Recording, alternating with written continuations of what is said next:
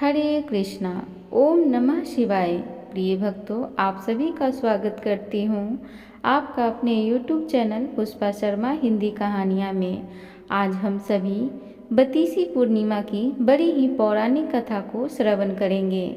आप सबसे निवेदन है कि वीडियो के अंत तक बने रहें और पूरी कथा को जरूर श्रवण करें, और कथा अच्छी लगे तो कृपया चैनल को जरूर सब्सक्राइब करें, वीडियो को लाइक भी करें, कमेंट बॉक्स में एक प्यारा सा कमेंट जरूर करें।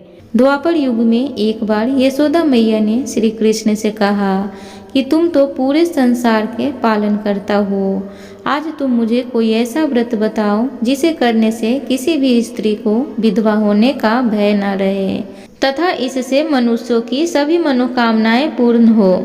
श्री कृष्ण बोलते हैं कि हे माता, आपने बहुत ही सुंदर प्रश्न पूछा है। मैं आपको इसके बारे में विस्तार पूर्वक बताता हूँ। सौभाग्य प्राप्ति के लिए महिलाओं को 32 पूर्णवासियों के व्रत को करना चाहिए। इससे उनकी सभी मनोकामनाएं पूर्ण होती है और उन्हें सौभाग्यवती होने का आशीष मिलता है। अब मैं आपको इससे जुड़ी हुई कथा सुनाता हूँ। इस भूमंडल पर एक अत्यंत प्रसिद्ध राजा चंद्रहास से पालित अनेक प्रकार के रत्नों से परिपूर्ण कातिका नाम की एक नगरी थी। वहाँ पर धनेश्वर नाम का एक ब्राह्मण था और उसकी स्त्री अति सुशीला रूपवती थी। दोनों ही उस नगरी में बड़े प्रेम के साथ रहते थे। घर में धन्य धान आदि की कमी नहीं थी, लेकिन उनको एक बड़ा दुख था कि वह उनकी कोई संतान नहीं थी। इस कष्ट से वह अत्यंत दुखी रहते थे। एक दिन एक बड़ा तपस्वी योगी उस नगरी में आया।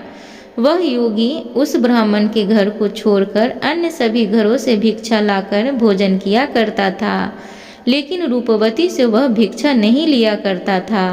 एक समय वह किसी अन्य घर से भिक्षा लेकर गंगा के किनारे जाकर भिक्षा को प्रेम पूर्वक खा रहा था। तभी धनेश्वर ने योगी को देखा और अपनी भिक्षा के अनादर से दुखी होकर योगी से बोला, हे महात्मन, आप सब घरों से भिक्षा लेते हैं, परंतु मेरे घर की भिक्षा कभी नहीं लेते। इसका कारण क्या है?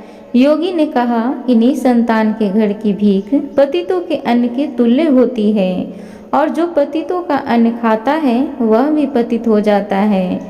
चूँकि तुम निसंतान हो, अतः पतित हो जाने के भय से मैं तुम्हारे घर की भिक्षा नहीं लेता हूँ।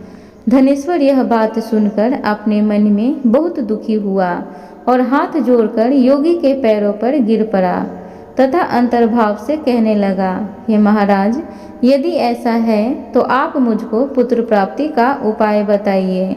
आप सर्वज्ञ हैं, मुझ पर अवश्य ही यह कृपा कीजिए। धन की मेरे घर में कोई कमी नहीं है, परंतु मैं पुत्र न होने के कारण अत्यंत दुखी हूँ। आप मेरे इस दुख का हरण करें। आप समर्थवान हैं। यह सुनकर योगी कहने लगे, हे ब्राह्मण, तुम चंडी देवी की आराधना करो। घर आकर उसने अपनी स्त्री से सब वृतांत कहा और स्वयं तप के लिए निमित्त वन में चला गया।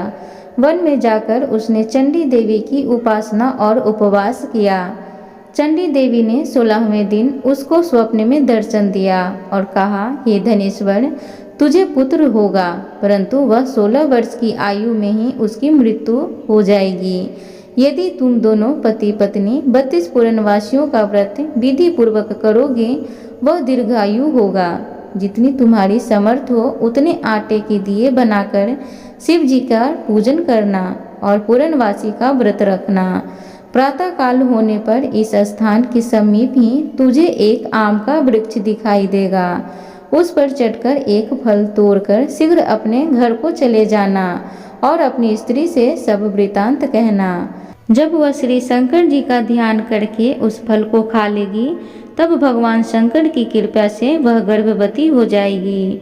जब वह ब्राह्मण प्रातः काल उठा तो उसे उस स्थान के पास ही एक आम का वृक्ष देखा, जिस पर एक आम का फल लगा हुआ था। उस ब्राह्मण ने उस आम के वृक्ष पर चढ़कर उस फल को तोड़ने का प्रयत्न किया, परंतु कई बार प्रयत्न करने पर भी वह वृक्ष पर चढ़ न पाया।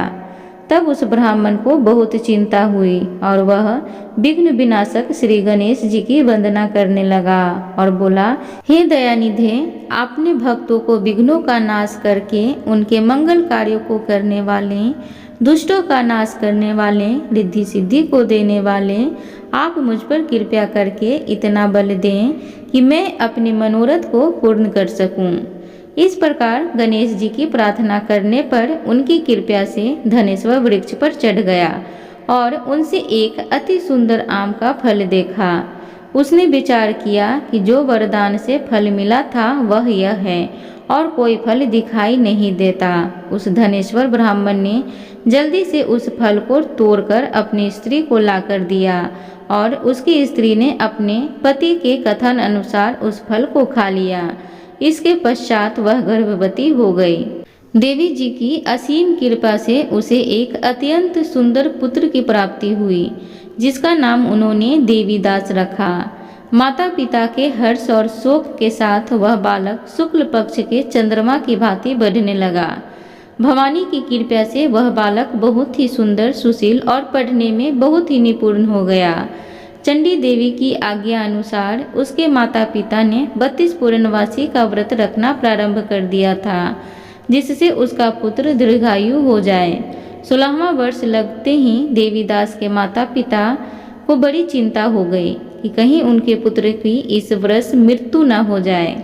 इसलिए उन्होंने अपने मन में विचार किया कि यदि यह दुर्घटना उनके सामने हो गई तो वह कैसे सहन कर पाएंगे। उन्होंने देवीदास के मामा को बुलाया और कहा कि हमारी इच्छा है कि देवीदास 1 वर्ष तक काशी में जाकर विद्या अध्ययन करे और हम उसको अकेले भी नहीं छोड़ना चाहते, इसलिए साथ में तुम चले जाओ और 1 वर्ष के पश्चात इसको वापस लौटा लाना। सब प्रबंध करके उसके माता पिता ने काशी जाने के लिए देवीदास को एक घोड़े पर बैठाकर उसके मामा को उसके साथ विदा कर दिया। धनेश्वर ने अपनी पत्नी के साथ अपने पुत्र की मंगल कामना तथा दीर्घायु के लिए माँ भगवती दुर्गा की आराधना और पूर्णवासियों का व्रत करना आरंभ कर दिया। इस प्रकार उन्होंने 32 पूर्णवासी का व्रत पूरा किया।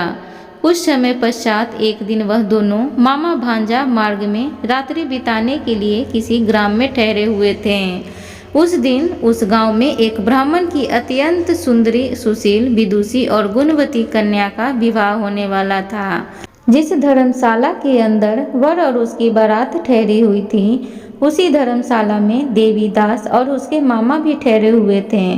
संयोगवश कन्या को तेल आदि चढ़ाकर मंडप आदि का कृत्य किया जा रहा था, लेकिन लग्न के समय वर को धनुवार्त, एक वायु रोग जिसमें शरीर धनुष की तरह झुककर टेढ़ा हो जाता है, इस प्रकार का रोग उसे हो गया। इस कारण वर के पिता ने अपने कुटुंबियों के परामर्श करके निश्चय किया कि यह देवीदास मेरे पुत्र जैसा ही सुंदर है, मैं इसके साथ ही इसका लग्न कर देता हूँ और बाद में विवाह के अन्य कार्य मेरे लड़के के साथ हो जाएंगे। ऐसा सोचकर उन्होंने देवीदास के मामा से जाकर बोला कि तुम थोड़ी देर के लिए अपने भांजे को हमें दे दो, जिससे विवाह के लग्न के सारे कृत्य सुचारू रूप से हो सकें। तब उसका मामा कहने लगा कि जो कुछ भी कन्यादान के समय वर को मिले वह सब हमें दे दिया जाए, तो मेरा भांजा इस बारात का दूल्हा बन जाएगा। यह बात वर के पिता ने स्वीकार कर ली और उसने अपने भांजे को वर बनने के लिए भेज दिया और उसके साथ सब विवाह कार्य रात्रि में विधि पूर्वक संपन्न हो गया। पत्नी के साथ वह भोजन न कर सका और अपने मन में सोचने लगा कि न जाने यह कैसी स्त्री होगी। वह एकांत में इसी सोच में पड़ गया तथा उसकी आंखों में आंसू आ गए। तब वधू ने पूछा कि क्या बात है, आप इतने उदासीन व दुखी क्यों हो रहे हैं। तब उसने सब बातें जो वर के पिता और उसके मामा में हुई थी उसको सब बतला दी। तब कन्या कहने लगी कि यह ब्रह्मा विवाह के विपरीत कैसे हो सकता है। देव, ब्राह्मण और अग्नि के सामने मैंने आपको ही अपना पति बनाया है, इसलिए आप ही मेरे पति हैं। मैं आपकी ही पत्नी रहूंगी, किसी अन्य की कदापि नहीं। तब देवीदास ने कहा, ऐसा मत करिए, क्योंकि मेरी आयु बहुत कम है, मेरे पश्चात आपकी क्या गति होगी, इन बातों को अच्छी तरह विचार लो। परंतु वह दृढ़ विचार कर ली थी, जो गति आपकी होगी वही मेरी गति होगी। हे स्वामी, आप ठहरिए और भोजन करिए, आप निश्चय ही भूखे होंगे। इसके बाद देवीदास और उसकी पत्नी दोनों ने भोजन किया तथा शेष रात्रि में वे सोते रहे। प्रातःकाल देवीदास ने अपनी पत्नी को 3 नागों से जड़ी हुई एक अंगूठी दी, एक रुमाल दिया और बोला, हे प्रिय, इसे लो और संकेत समझकर स्थित चित्त हो जाओ। मेरा मरण और जीवन जानने के लिए एक पुष्प वाटिका बना लो, उसमें सुगंधित वाली एक नव मल्लिका लगा लो, उसको प्रतिदिन जल से सींचा करो और आनंद के साथ खेलो कूदो तथा उत्सव मनाओ। जिस समय और जिस दिन मेरा मरण प्रांत होगा, ये फूल सूख जाएंगे और जब ये फिर से हरे हो जाएंगे तो जान लेना कि मैं जीवित हूँ। यह समझाकर वह चल गया। प्रातःकाल होते ही वहाँ पर गाजे बाजे बजने लगे। जिस समय विवाह के कार्य समाप्त करने के लिए वर तथा सब बाराती मंडप में आए तो कन्या ने वर को भली प्रकार से देखकर अपने पिता से कहा कि यह मेरा पति नहीं है, मेरा पति वही है जिसके साथ मेरा पानी ग्रहण हुआ था, इसके साथ मेरा विवाह नहीं हुआ है। यदि यह वही है तो बताए, मैंने इसको क्या दिया था। मधुपर्क और कन्यादान के समय मैंने जो भूषण आदि दिए थे उन्हें दिखाएं तथा रात में मैंने क्या गुप्त बातें कही थी वह सब सुनाएं। पिता ने उसके कथन अनुसार वर को बुलवाया गया। कन्या की यह सब बातें सुनकर वह कहने लगा कि मैं कुछ नहीं जानता। इसके पश्चात लज्जित होकर वह वहां से चला गया और सारी बारात भी अपमानित होकर वहां से लौट गई। भगवान श्री कृष्ण बोले, हे माता, इस प्रकार देवीदास काशी विद्या अध्ययन के लिए चला गया। जब कुछ समय बीत गया तो काल से प्रेरित होकर एक सर्प रात्रि के समय उसको डसने के लिए वहां पर आया। उस विषधर के प्रभाव से उसके शयन का स्थान चारों ओर से विष से विषैला हो गया, परंतु व्रत के प्रभाव से उसको काट न पाया, क्योंकि पहले ही उसकी माता ने 32 पूर्णिमा का व्रत कर रखा था। इसके बाद मध्याह्न के समय स्वयं काल वहां पर आया और उसके शरीर से उसके प्राणों को निकालने का प्रयत्न करने लगा, जिससे वह मूर्छित होकर पृथ्वी पर गिर पड़ा। भगवान की कृपा से उसी समय पार्वती जी के साथ भगवान शंकर वहां पर आ गए। उसको मूर्छित दशा में देखकर पार्वती जी ने भगवान शंकर से प्रार्थना की कि हे प्रभु, इस बालक की माता ने पहले 32 पूर्णिमा का व्रत किया था, जिसके प्रभाव से हे भगवान आप इसको प्राणदान दें। भवानी के कहने पर भक्त वत्सल भगवान शिव ने उसको प्राणदान दे दिया। इस व्रत के प्रभाव से काल को भी पीछे हटना पड़ा और देवीदास स्वस्थ होकर बैठ गया। उधर उसकी स्त्री उसके काल की प्रतीक्षा किया करती थी। जब उसने देखा कि उस पुष्प वाटिका में पत्र पुष्प कुछ भी नहीं रहे तो उसको अत्यंत आश्चर्य हुआ और जब वह वैसे ही हरी भरी हो गई, वह जान गई कि वह जीवित हो गए हैं। यह देखकर वह बहुत मन से प्रसन्न हुई और अपने पिता से कहने लगी कि पिताजी, मेरे पति जीवित हैं, आप उनको ढूंढना शुरू करें। जब 16वां वर्ष व्यतीत हो गया तो देवीदास भी अपने मामा के साथ काशी से चल दिया। इधर उसके ससुर उसे ढूंढने के लिए अपने घर से जाने वाले ही थे कि वह दोनों मामा भांजा वहां पर आ गए। देवीदास को आता देखकर उसका ससुर बड़ी प्रसन्नता के साथ अपने घर में ले गया। उस समय नगर के निवासी भी वहां इकट्ठा हो गए और सबने निश्चय किया कि अवश्य ही इसी बालक के साथ इस कन्या का विवाह हुआ था। उस बालक को जब कन्या ने देखा तो पहचान लिया और कहा कि यह तो वही है जो संकेत करके गया था। तदुपरांत सभी कहने लगे कि भला हुआ जो यह आ गया और सब नगरवासियों ने आनंद मनाया। श्री कृष्ण जी कहने लगे कि इस प्रकार धनेश्वर 32 पूर्णवासियों के व्रत के प्रभाव से पुत्रवान हो गया। जो भी स्त्रियां इस व्रत को करती हैं वे जन्म जन्मांतर में वैधव्य का दुख नहीं भोगती और सदैव सौभाग्यवती रहती हैं। यह मेरा वचन है। इसमें कोई संदेह नहीं है। यह व्रत पुत्र पौत्र को देने वाला तथा संपूर्ण कामनाओं को पूर्ण करने वाला है। 32 पूर्णिमाओं के व्रत करने से व्रती की संपूर्ण इच्छाएं भगवान शिव जी स्वयं खुद पूर्ण करते हैं। एक बार बोलिए शिव शंकर भगवान की जय, गौरी शंकर की जय, हर हर महादेव की जय। प्रिय भक्तगणों, उम्मीद करूंगी आज की कथा आप सबको अच्छी लगी हो, तो प्लीज़ चैनल को ज़रूर सब्सक्राइब करें, वीडियो को लाइक करें, कमेंट बॉक्स में ओम नमः शिवाय ज़रूर लिखें। धन्यवाद।